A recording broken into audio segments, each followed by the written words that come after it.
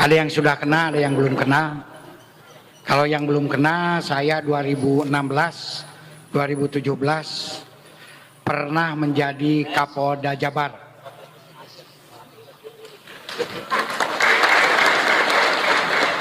Asalnya saya Kapolda Sulsel. Kenapa saya dipindahkan ke Jabar? Saat itu saya diminta langsung oleh Bapak Presiden Jokowi, dipanggil, Pak Kapolda, Pak Anton, Bapak mau saya pindahkan. Siap, kemana Bapak Presiden? Ke Jawa Barat, kampung halaman. Dengan satu tugas. Tugasnya apa? Lupakan reserse, lupakan lantas, lupakan binmas. Satu saja tugasnya, apa? Tekan intoleransi. Kenapa kata beliau? Karena sampai saat ini Jawa Barat adalah yang paling tinggi sikap-sikap intoleransinya. Dan Jawa Barat merupakan pusat daripada penyebaran virus intoleransi dan radikalisme.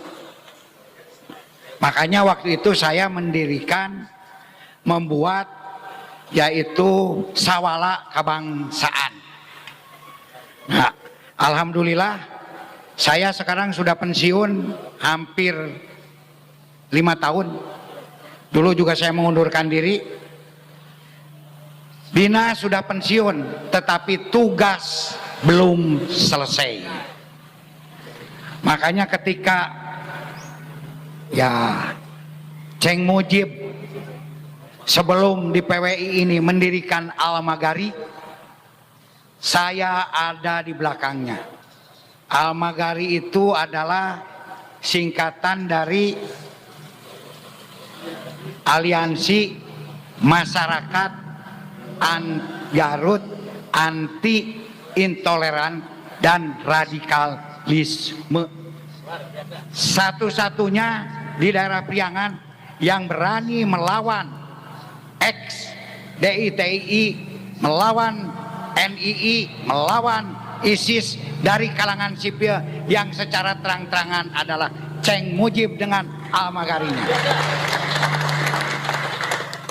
Maka karena visi dan misinya sama, saya siap untuk berada di belakang Al-Magari. Dan karena PWI pun juga sama, yaitu salah satu visi misinya itu untuk memerangi intoleransi, untuk memerangi radikalisme, untuk memerangi penjajahan secara ideologis, maka saya siap berada di belakang PWI dan jajarannya. Maka untuk itu saya akan selalu mendukung gerakan PWI Perjuangan Wali Songo dan laskarnya. Silahkan teruskan perjuangan ini. Tidak perlu takut. Tidak perlu takut. Karena mohon maaf, negara ada di belakang bapak-bapak dan para kiai semuanya. Buktinya apa? Kalau negara tidak mendukung, tidak mungkin Pak dan Ramya hadir, tidak mungkin Pak Kapolsek hadir, tidak mungkin Bapak Camat hadir. Ini artinya gerakan kita didukung oleh negara. Jadi tidak perlu takut. Dan saya mohon juga, kita pun juga jangan sampai dibentur-benturkan seperti tadi.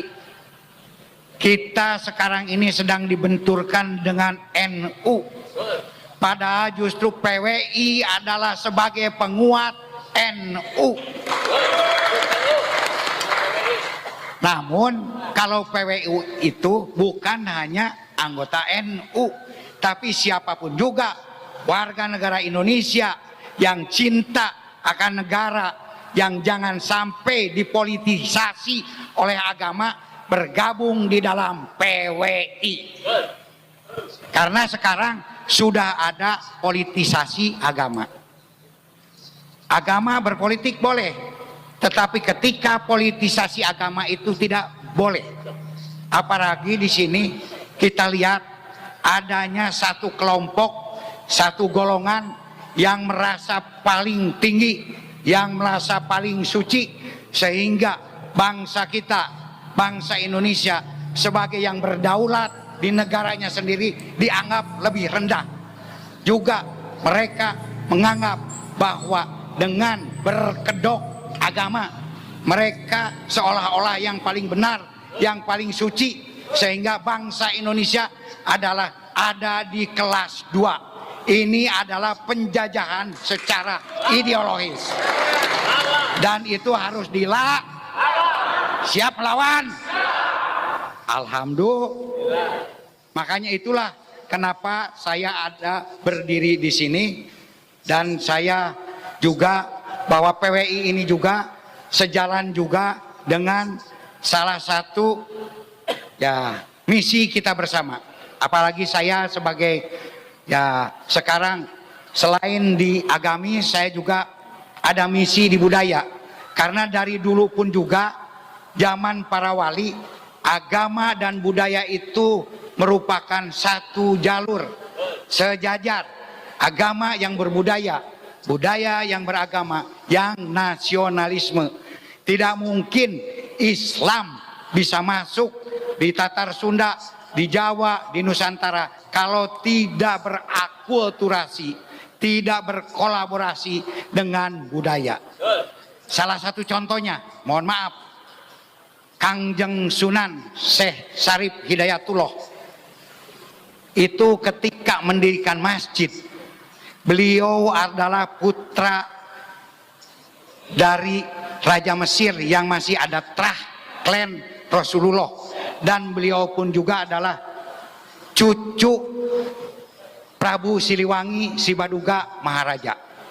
Beliau lahir di Mesir, di tanah Arab, besar di tanah Arab, datang ke Indonesia, kemudian beliau mendirikan masjid. Tahu nggak nama masjidnya apa? Yang di Cirebon? Masjidnya menggunakan nama Indonesia. Masjidnya menggunakan nama Kasundaan, Cipta Rasa.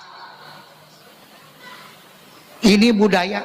Ya bukan sekarang tidak boleh pakai al, silakan saja, itu bagus. Tetapi beliau lebih memilih Kasundaan. Dahulu Pangeran Rakyat Sancang yang pertama kali mendirikan surau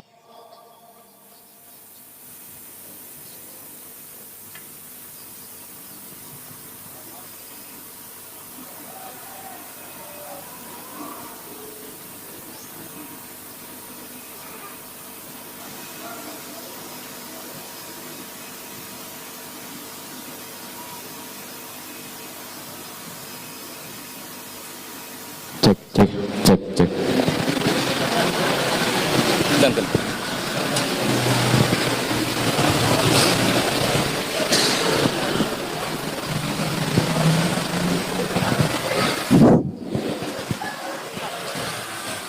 Mungkin harus segera selesai sebentar lagi, nggak apa-apa kan? Masjid surau pertama di Nusantara sekitar didirikan tahun 650 Masehi, didirikan Pangeran Rakyat Sancang, adanya di Pakenjeng, pakai ilmu ajengan di Garut. Nama suraunya adalah Lawang Sanghyang, bahasa Sunda. Budaya dengan agama. Saya alhamdulillah punya koleksi kitab-kitab Al-Quran kuno, ada lebih dari 100. Saya punya 5 kitab kuno, jilidnya adalah kitab Al-Quran, Al-Quran kuno. Jilidnya adalah gambar wayang. Artinya kitab Al-Quran loh, zaman dulu tahun 1500, tahun 1600. Artinya budaya dengan agama sudah berakulturasi. Ada yang pernah ke Masjid Kudus? Ada? Pasti banyak. Coba lihat Masjid Kudus. Menaranya itu berbentuk di dalamnya juga, di dalam masjid ada sama juga dengan di Cirebon. Lawangnya adalah berbentuk artinya di sini budaya dengan agama adalah sudah berakulturasi. Ada Sunan salah satu namanya Sunan Bonang, itu yang menciptakan Bonang, Sunan Bonang. Agama disiarkan melalui musik. Makanya ada juga di kita ini mengajarkan agama lewat pujian. Betul nggak? Wujud kidamba muhola patulil hawadisi kiamuhu binafsihi wadaniyat kudrot iroda dan seterusnya. Di Jawa juga ada tombo ati apa kan ada, betul nggak? Jadi pelajaran agama melalui seni dan budaya. Jadi untuk itu kita pun juga harus mengkolaborasikan antara agama dengan budaya. Makanya mohon maaf, saya memakai ikat Sunda. Karena siapa lagi yang mau memakai ikat Sunda kalau bukan orang Sunda? Orang Jawa ge moal daekeun. Jangan sampai nanti ikat Sunda geus diaku ku orang Jawa, geus diaku ku orang Makassar, geus diaku ku orang Brunei, kakarak urang ngegel curug. Kakarak urang ngambek ulah eta mah ikat Sunda. Nah, ikat kieu teh namina teh seueur nu terang urang Sunda tapi teu terangkeun. Ikat kieu teh barang-bang semplak. Nu kieu teh. Kunaon pribados ngangge ikat supados tiasa saiket. Kumargi ikat ieu teh hiji penyembuhan penyakit oge. Supados tiasa naon teh nyembuhkeun penyakit anu leuwih hebat ti badan Covid. Nah eta naon penyakit nu bahaya-bahayanya anu ayeuna sering digunakan ku adiguna sering menyerang para ulama-ulama atau para habib-habib yang merasa lebih tinggi. Nah itu terkena penyakit itu. Kumargi pribados ngangge iket ieu. Iket teh naon? Kanggo ngiket kepala supados pribados henteu gede hulu. Lantaran lamun geus gede hulu ngarasa pang aingna, ngarasa pang sucinya, ngarasa pang hadena. Kitu wae ti pribados ngaturkeun ka Ceng Mujib. Ceng Mujib itu kunaon ku pribados selalu didukung. Karena beliau ini adalah salah satu kiai, salah satu ulama yang berani maju kemanapun juga untuk membela NKRI, untuk membela agama Islam. Makanya saya mendukung kemanapun juga Ceng Mujib. Di mana Ceng Mujib ada, di sana saya ada di belakang Ceng Mujib. Saya dan reng-rengannya. Bila lihat mata yang kanan, pohon jambu jangan dimakan. Bila ada yang kurang berkenan, mohon untuk dimaafkan. Saninten buah saninten aya tahu di kupatan. Hapunten abdi hapunten bilih aya kalepatan. Walahul muwaffiq ila aqwamit thoriq.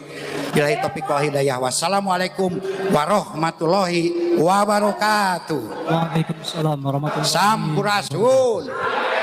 Kami adalah Laskar Sabilillah, pecinta Wali Songo dan para anbiya, pewaris peradaban Islam di Nusantara hingga berkibar bangsa Indonesia.